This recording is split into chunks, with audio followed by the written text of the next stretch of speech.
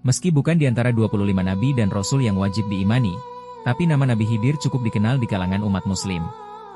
Banyak kontroversi seputar apakah nabi ini masih hidup ataukah sudah meninggal. Mulai dari bahwa dia disebutkan sudah hidup di zaman Zulkarnain, serta ikut membangun tembok Yajuj Majuj, lalu masih melanglang buana di muka bumi sampai saat ini, bahkan sampai akhir zaman, dan bertemu dengan Dajjal. Benarkah semua hal itu?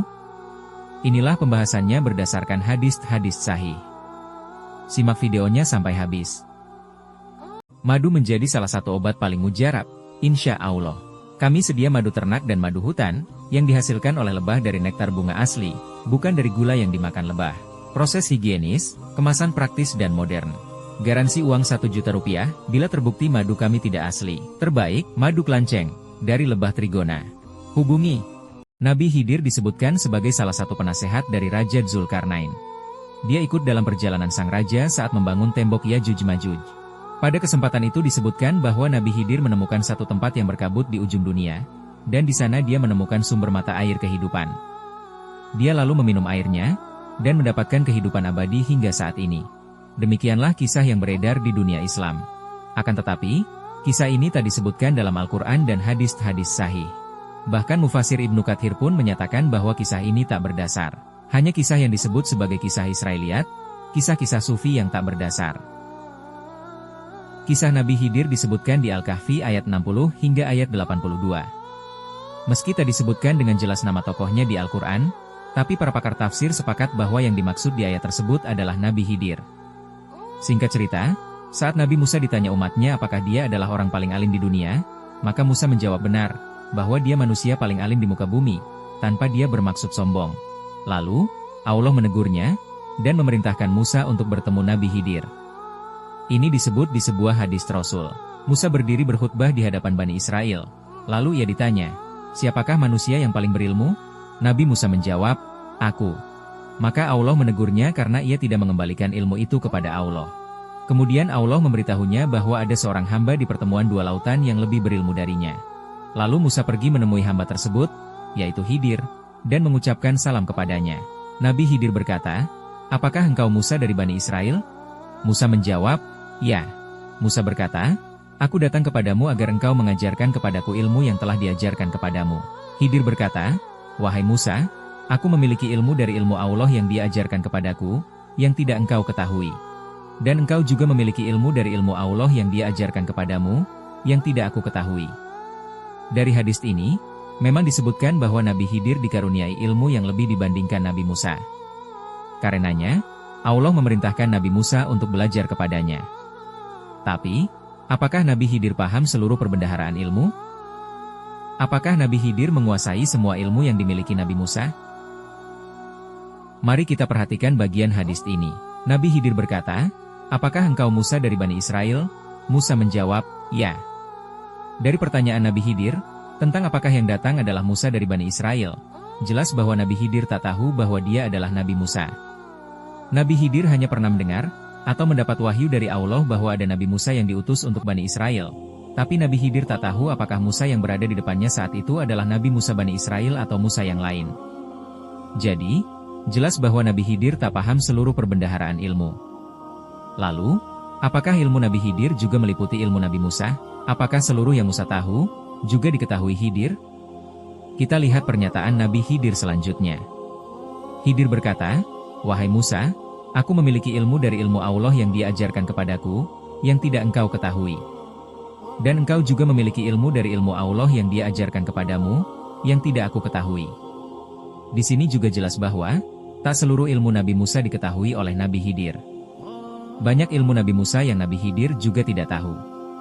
Artinya, ilmu Nabi Khidir tidak meliputi ilmu Nabi Musa. Allah memberikan ilmu yang berbeda kepada kedua nabi tersebut. Kedua nabi mempunyai kelebihan masing-masing. Dan keduanya diberi wahyu langsung dari Allah. Berangkat dari kekaguman terhadap Nabi Khidir, yang bahkan Allah pun memerintahkan Nabi Musa untuk belajar kepadanya, kemudian berkembang banyak akidah tentang nabi ini. Antara lain adalah bahwa Nabi Khidir masih hidup, masih melanglang buana menemui orang-orang tertentu, dan mengajarkan beberapa amalan ibadah kepada mereka, khususnya para guru-guru tasawuf. Misalnya amalan doa dan wirid Khidir, sholawat Khidir, puasa Khidir, ritual bertemu Nabi Khidir dan lain-lain. Yang mana, semua amalan tersebut tak pernah diajarkan oleh Nabi Muhammad Shallallahu Alaihi Wasallam. Pertanyaannya, benarkah Nabi Khidir masih hidup hingga saat ini? Ada sebuah hadis yang menyebutkan Nabi Khidir dan Dajjal.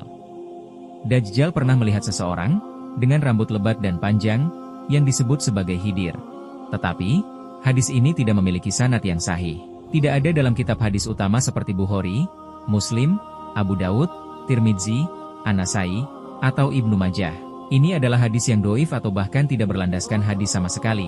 Hanya berasal dari kisah-kisah Israiliyat.